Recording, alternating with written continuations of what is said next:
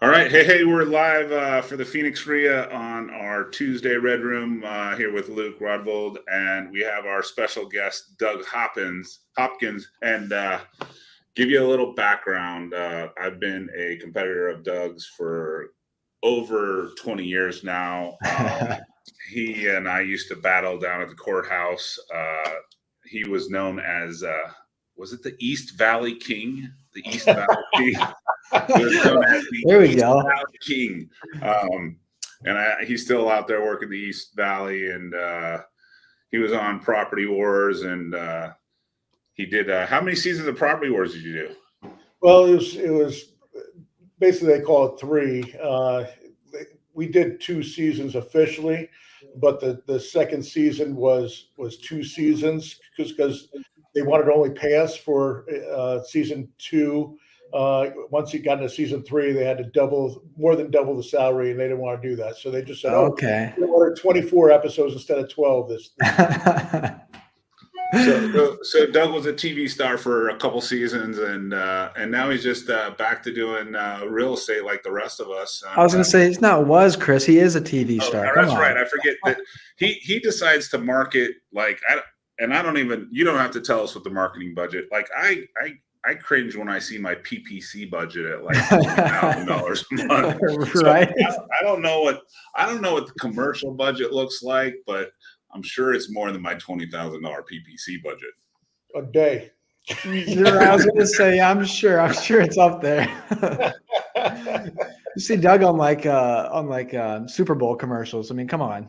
Yeah. I regret that. They offered me a 12-second spot leading up to kickoff in the Super Bowl in Arizona for $12,000. And I regret to this day not taking that. I'm like, wow. I mean, every eye in the state is on that game. And I'm like, what could I say in 12 seconds? No, I'm not to spend 12 grand on that. To this day, I regret that. Was this last year? No, it was about 5 years ago. Oh, okay. I was like, that seems pretty inexpensive, man. Yeah, no, it was this year, 100% done. Yeah, right. Double that. I've been double like, that. I'll figure something out to say in 12 seconds. Yeah, exactly. Right. I'll cut something real fast. Right. So, Doug, give us a little background. I know you've been. I think we both started in '99, right? I don't know your date, but I think you beat me by a little bit. But I mean, you've been through all the ups and downs and fun of this whole thing, right? Yeah, for sure. And every time I think that I know what's going to happen, a quick left turn happens, and so last June it was like, whoa, what just happened? Someone turned off the faucet, and I got caught with a few, and but I wholesale quite a bit of my stuff, so I don't get too hurt when the market shifts that fast. But yeah, I've seen pretty much everything. 07, 08 was tough. In fact, I think 2007, I made literally 10% of the income that I made in 2006. And, it taught me a lot of things. I've been pretty frugal for the most part with my money. And I'm glad that I have been, because when times get rough, it's nice to be able to not have those times hurt you as bad as what some people went through. I know, Chris, you had a tough time back then as well, and there was a lot of people, a lot of hard money lenders that were really tough, as went through some tough times. And I tell a lot of people that now when I see people offering 100% financing, and we'll finance all your 100% plus all your fix up costs and everything like that. I'm like, I tell the lenders, I'm like, you're insane. Like, you don't know. Like, I saw this ruin people, like completely wipe them out. And I said, just be very, very careful when it comes to that, because you never know. This thing can change on a dime at any time. And it's in 2024 now, and heck, this world is nuts right now. So it's always been kind of nuts, but it seems like extra crazy nuts right now. So anything can happen, anything and everything. So I'm just trying to figure out just trying to play my role and do my thing and try to protect myself as much as possible. Yeah, and we've got an election year, so That's why I'm saying it's extra crazy right now. yeah, Yeah. absolutely. I figure I think it'd be cool if like the three of us got together. We could do a commercial about the September and October of the election year, and we can just all stare at each other. Yeah, I like that. Not only that, but I do a lot of television commercials and radio commercials, and the price for those commercials are going to go through the roof. Oh, I hate election time because trying to get my ads played is really horrible, and we'll have half the commercials at twice the money. So it's very frustrating. So is it, you think it's a 4X for radio and TV advertising in election years? As far as my Yeah, because you said twice the money with half the ads. That would, I mean, if you divide by half and multiply by 2, that's the same as a quarter, right? So yeah. So the way we work that'll be the difference for sure. And what sucks is you put in a schedule and you think that all those are going to play once you put in a schedule, but you get bumped quite a bit because people come over the top of you, and they have unlimited budgets. Yeah. Guys with millions, hundreds of millions of dollars trying to buy an election, and it's no big deal to double your what you're paying to make sure that you get played and you get bumped. So you never know what's gonna play every single month. You just have to go through the logs afterwards and figure that out.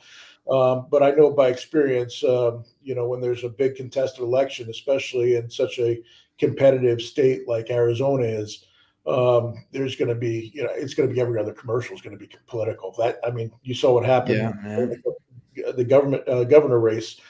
That was miserable. The 2 months leading up to November is just absolutely miserable. So, it's something we'll have to prepare for, and try to figure out other avenues to get our message out there.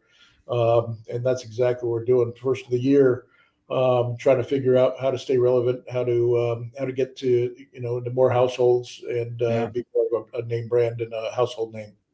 Well, I'm sure the thing is too, is that I'm sure that with the uncertainty with the elections, I'm sure that the majority, I mean, obviously it's always majority, but I'm sure even higher amount of people that, that do get the, the calls and everything, that do call you, they probably aren't as, certain that they want to move forward with, buying or selling their house. Right. Well, it all depends. You never know, we'll get out of 100 calls, we'll make probably 40% will be appointments. And out of that, we'll buy, somewhere between 8 and 10% of those houses. Right. So that's basically our stats of what we do. And but the amount of money that we have to pay to get the numbers in is significant. I started out with a really small budget back in 2012 is when I first started doing this commercial. We went out from the courthouse steps, like Chris said earlier, and I just figured, doing a show on Discovery Channel, it'd be cool to have a commercial that airs at the same time that my show was playing. Absolutely. Deals from that, and thankfully I did that, and it's turned into this. But I was only spending maybe $2,500 a week, $10,000 a month, and so and it's significantly more than that now. But it seems you'd think that if you double your ad spend, you're going to double your deals, but that's really not the case. Right. We track them, so we know which ones work best, and you can only spend so much money without not getting a good return. Right.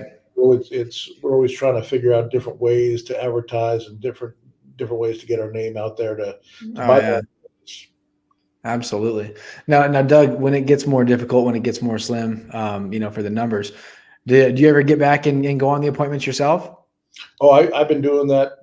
I've been going on appointments the whole time. I love it. Minus about 3 weeks. So I'll give you a little story. We've grown quite a bit over the last 7 years, and the business has gotten to be such a big operation that I said I was going to step back and be the CEO and kind of let everybody else, do the appointments and do everything. And I was sitting behind my computer every day, and I'm not a computer guy. When it comes to anything analytical, and I'm just not that guy. I'm a people person. I love going out, and I've been going out to homes and evaluating homes for 30 years now. So I started in the industry in '94 when I was a realtor, and then started buying at the courthouse steps in '99. So I've been in the business for 30 years, and I've been used to talking to people and buying houses and evaluating deals. And so for those 3 weeks, those were the longest 3 weeks of my life. And I wound up, I'd get done, and my eyes would be hurting from staring at the computer all day. And people were just calling me up asking me what number to put on the price of the house anyway. So I'm sitting there looking at pictures and talking about stuff that I already did anyway. So I was doing two different jobs. So I just had enough, and I walked into the office one day, and there was a guy named Adam. He was working. I had him take over, and I said, "Hey, you're fired. You're out of here. You're going to the west side. I'm taking back over on the east side." Yeah. There we go. That's a good thing. I just love it, man. I went out today and got one. I went out today. Heck yeah. Went out to the Fountain of the Sun in Mesa, a little 55 plus. And just bought one. So anybody listening, it's still for sale. I'm gonna put it out today. So you can hit me up at Doug Hopkins Real Estate on what is it, Facebook and Instagram. Shoot it over, Doug. We're looking for a flip right now. All right, yeah, sure, for sure. So I got a question for you. Do you like the trustee sale, the auction days, or do you like the going to the appointments days better? I mean, the auction days were just. There were some exciting times. So, I definitely like what I do better now.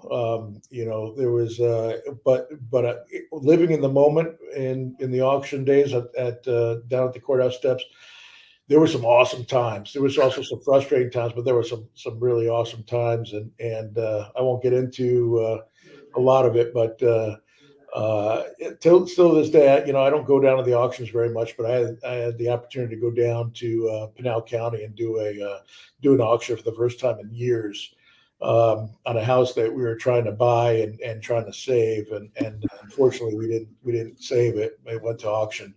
But I got to bid on it down there, and it brought all the adrenaline back. I mean, it's amazing. I wanted to stop about $15,000 lower. Like my number, I think, was like 380. I was stopping, and I think I went to 395 just because I was in it, and I'm like, I had the juices flowing. I'm like, I don't want to lose. I'm going to keep going. I'm going to keep going.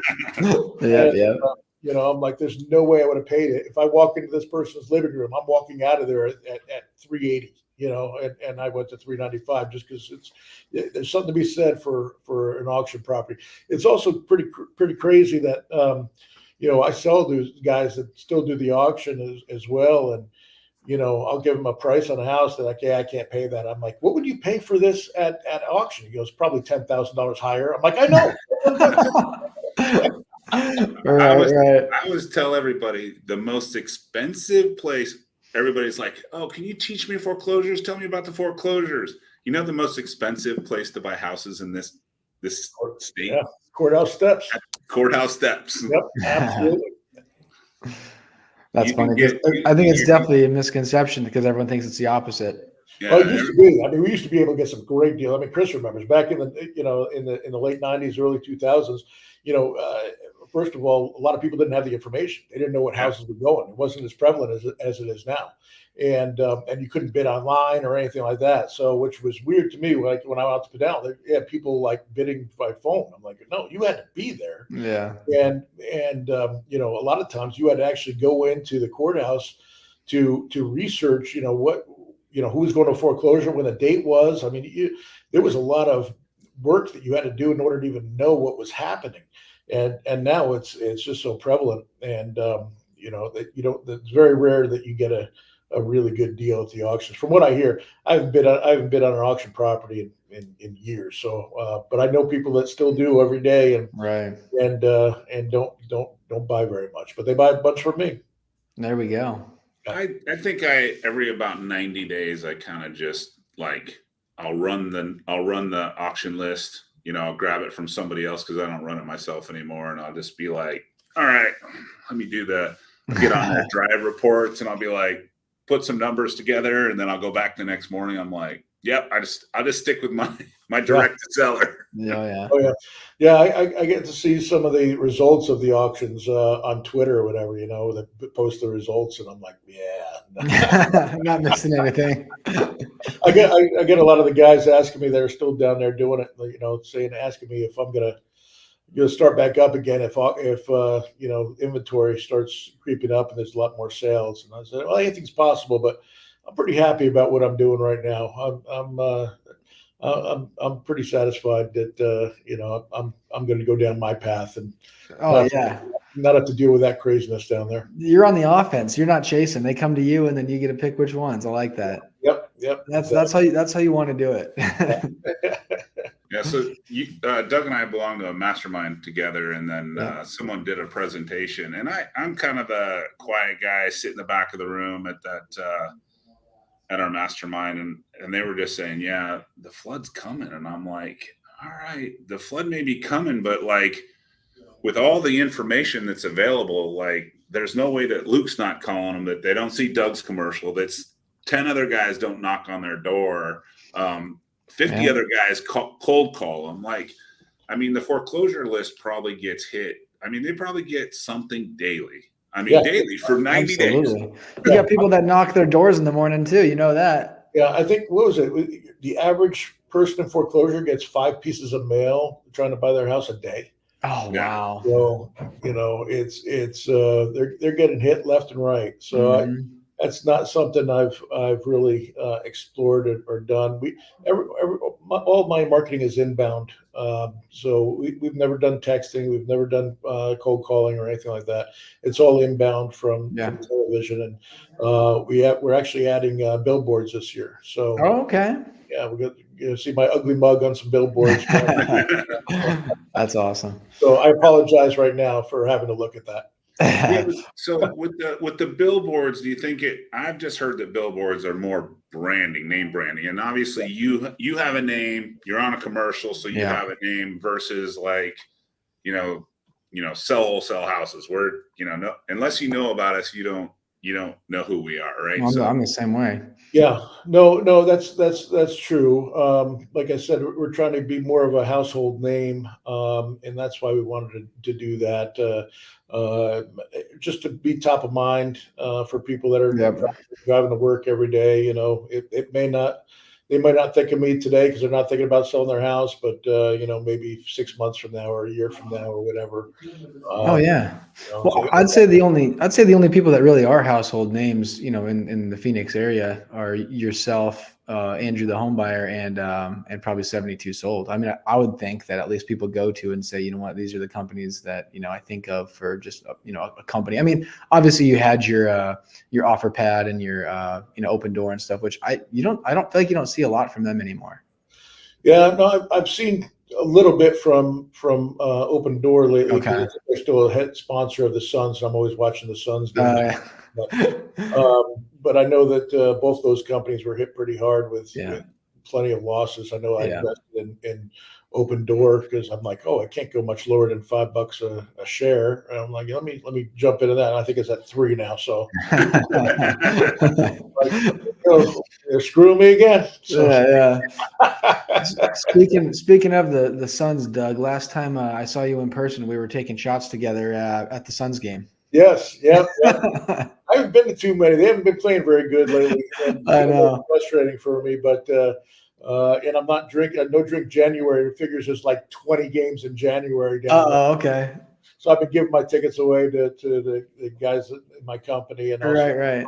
whatnot. So we're going to the T-Wolves Suns game. So we're going to go to that one with Chris and Jack. So we'll have the whole squad there. Nice. I think that game's.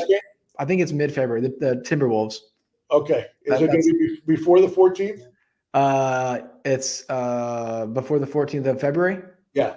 I don't know. I'll have to look it up. Actually, okay. If Dina's on, she might actually have the date. But yeah, that's gonna be a fun one because we're big T-Wolves fans on our side, and then obviously you guys got the Suns, so it's always fun. Yeah, nice.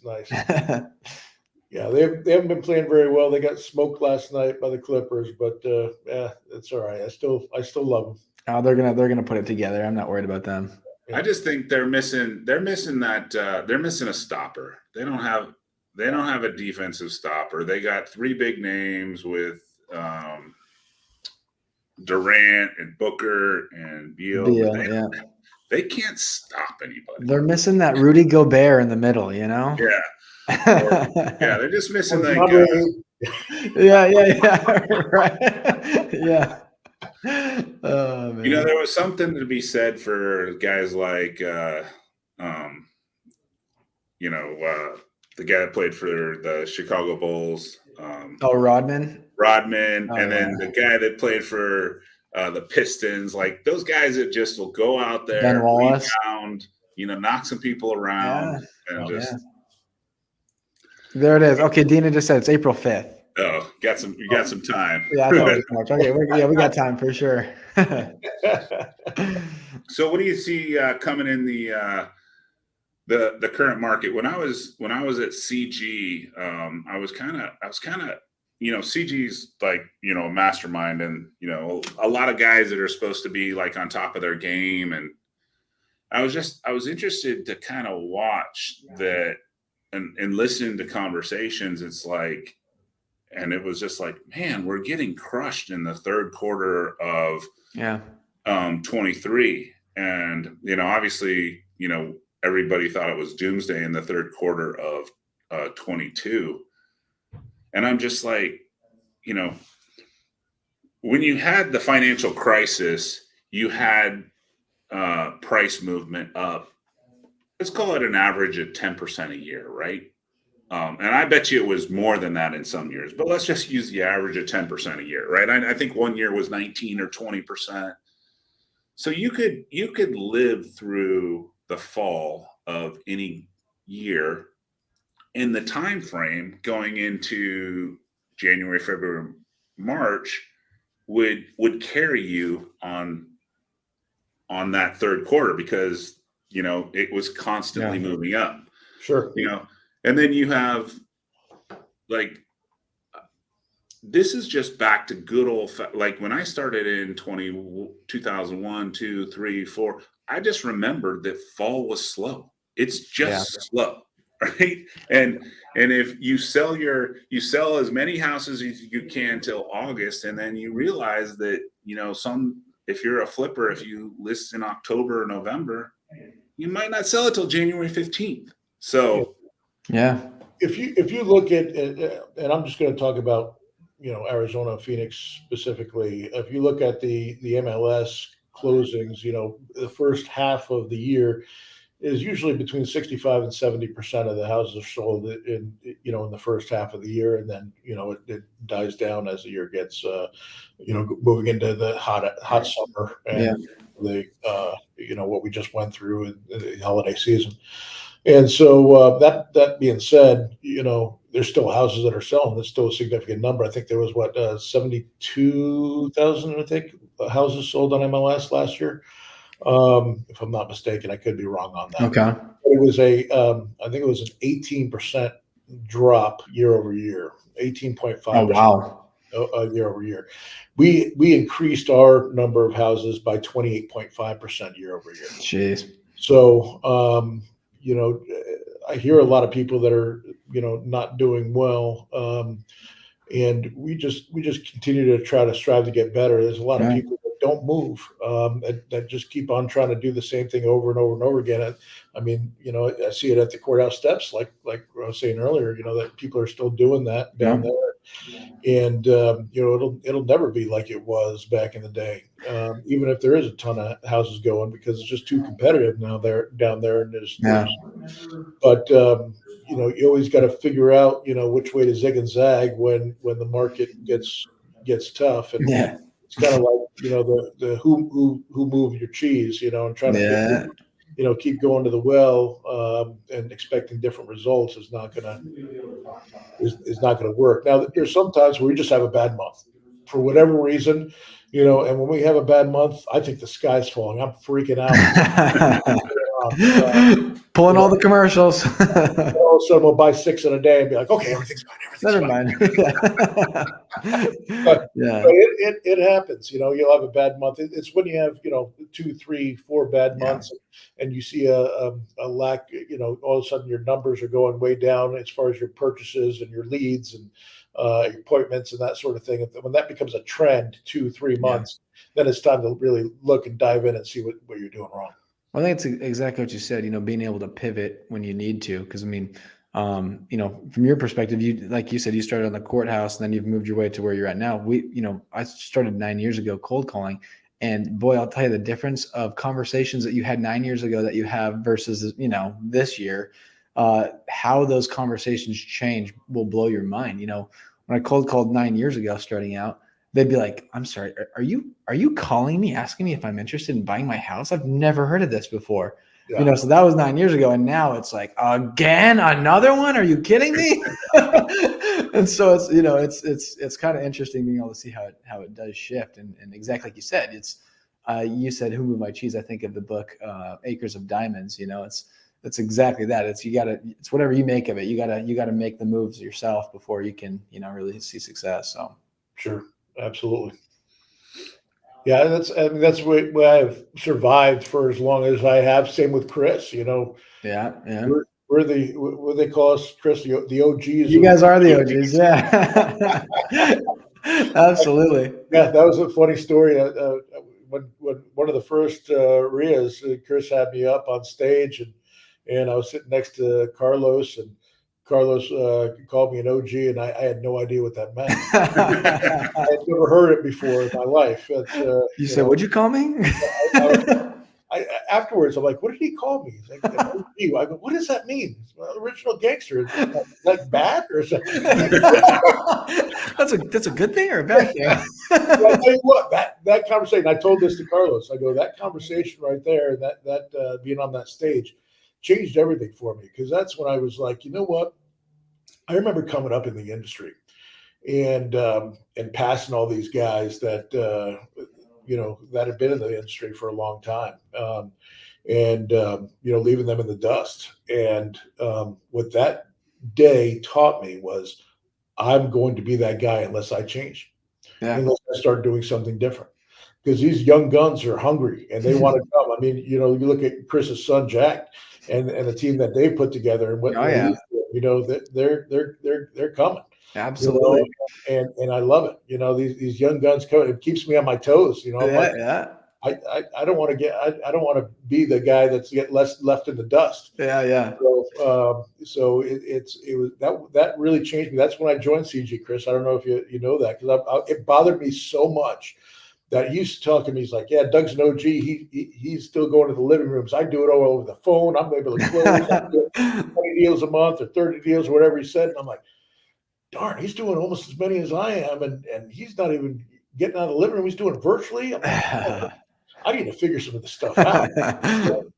So it really helped me learn, and that's why listening to podcasts like this and going to mastermind groups and going to real estate meetups is so important, because you get to learn a lot of stuff that it's not like you can go to school and learn this. There's no college classes. You can't sign up to ASU and go, "Hey, I want to learn how to flip real estate." Yeah, right. Wholesaler or whatnot.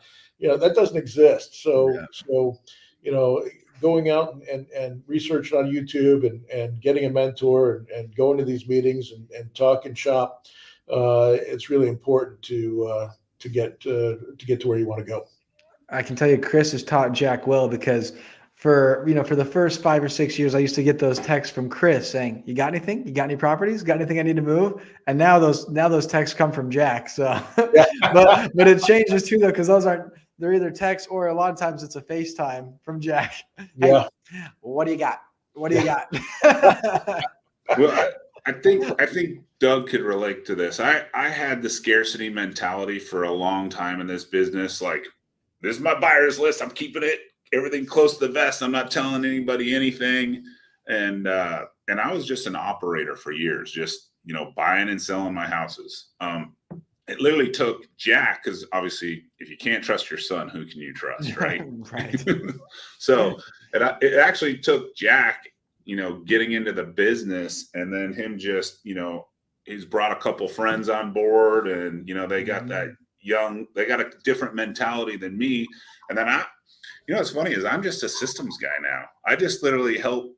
They're like, hey, here's a new system coming out, and then I'll go figure it out. And then we try to put it into place, not jumping into commercials, but, just, texting is gone. So what's the next replacement for it? Just, trying to figure out the systems, and then, I figure it out, and then we put it in place, and then we go with it. But like, it literally took, being able to leverage people, and my own son that actually helped us jump to that next level. Absolutely. Yeah, and they're learning from somebody that's been in the business for a long time and knows the code of how to deal with other people. Like, there's a lot of people that don't live by the same code that Chris and I live by, and we were competitors for a long time. We're not really competitors anymore. We're friendly competitors, and always got along. And anytime we had a business deal, and we did it the right way, and we were men of our words, and that's why we're still around 30 years later. Yeah, exactly. 30 years later, a lot of these young guys need to learn a thing or two from that. No doubt about that. I had a deal. I called Chris on. I was pretty hot, and I won't use his name on here, Danny. But good, yeah. But I bought a house. I committed to it. Actually, my buyer signed the deal, and then they called the next day and say they have a buyer that's going to pay $10,000 more, and and then pulled the deal. Oh, yeah, it's about as bad as you can do in this business for a name. And so a lot of those young guys, I respect the heck out of them, and I love the play and the hustle and everything. But there's certain ways to go about business, and there's certain ways to be shady as heck, and that was a shady thing to do. That's the thing. You don't burn bridges, especially with exactly what you said, especially with the guys that have been doing it for a long time. Because I'll never work with them again. Exactly, and that's what happens. And exactly like you said, we've had similar things happen too, where people will join the team, and then obviously we do a little bit more research now when they join our team, but we had scenarios where we had people join our team and stayed for a little bit. Just started taking all the leads for themselves, and they ended up closing some of them behind our backs. We ended up finding out. So I mean, it's like exactly that. You had a good thing going, you had a good situation, you were on a good team, and you were doing well, but it wasn't good enough, and so you wanted to go close a couple behind our back. And same exact thing. That guy's name has been dragged through the mud for our entire industry now, and no one will work with him. What's his name? I'll actually say his name is Juan. Yeah, but I mean, it's one of those things where again, it like you said, ethics goes a long way when you're planning on being in this industry for a long time. For sure. Yeah. So, are you sure you want to do this? And he's like, "Yep." I'm like, "All right." Yikes! All right. Yeah. Yikes! Yeah, that's it. It's worth $10,000, huh? Yeah. That's All right. $10,000. I hope it's worth it. Yeah, for sure. Mm-hmm. Well, Doug, we appreciate you jumping on. If you ever want to jump on again, we're on here every Tuesday. We just, like to Heck yeah. talk about real estate, and if there's any takeaways, I'd watch the fourth quarter of this year. It's going to be slow. It's an election year. Doug's working about his marketing dollars are going to get affected more than the rest of us, but it's going to be tough to wholesale in the fourth quarter of this year, because I don't know a whole lot of buyers they're all going to stand and watch. So, that being said, I think the first half of the year is going to be fantastic. It's go time right now. I got one last question for you, Doug. Oh, sorry, go for it. Sure, go ahead. All right. So historically, for you personally, first quarter or second quarter typically tend to be your best quarter every year. Second quarter. Okay. Yeah. How about you, Chris? I'd say second quarter. I think January, everybody's still getting revved up. Yeah. But March, April, May, everybody's on fire. Yeah, everyone's ready to rock and roll for sure. Yeah, April, May, and June for me are my three biggest months. Heck yeah. and then I see the results of that in July and August. Yep. Yeah. And so I'll see a big number come through in August, and then all of a sudden I'll be like, "What the heck happened?" Wait a second! I thought I was doing well. Yeah, that's usually when I go, "What is going on?" Right. Exactly. Oh, that's awesome. Yeah. So get all your stuff wholesaled and sold by September, and then we'll just go have a big mastermind somewhere. Let's go to my house in the Bahamas and just hang out, and instead of twiddling our thumbs looking at each other, we can do some fishing. That sounds good to me, man. I'd love that. I'd love that. I got to come down to Florida, come see your place down there, and go do some fishing down there. Yeah, come on down. Yeah, and real quick before we go, just shout out to Dina. Dina is the best. Yeah, she is. I love her. Man, Dina's been texting all over this chat box. Oh, she is the best. I can't see anything. There's no doubt about that. Yeah. Doug, also as a thank you, I'll have to have you over when the house is done. Thanks for the house. I'd love to see it. Yeah, Absolutely. Yeah, that was an awesome deal. I'm glad you were able to buy that from me. For sure. Appreciate it. I'm glad I got it before you did. Yeah, no kidding, right? I just didn't check my Instagram messages, damn it. Awesome. All right, sounds good, Doug. Thanks, We appreciate it. Appreciate it. No problem. My pleasure. See you guys later. See you at the Suns game. Take care.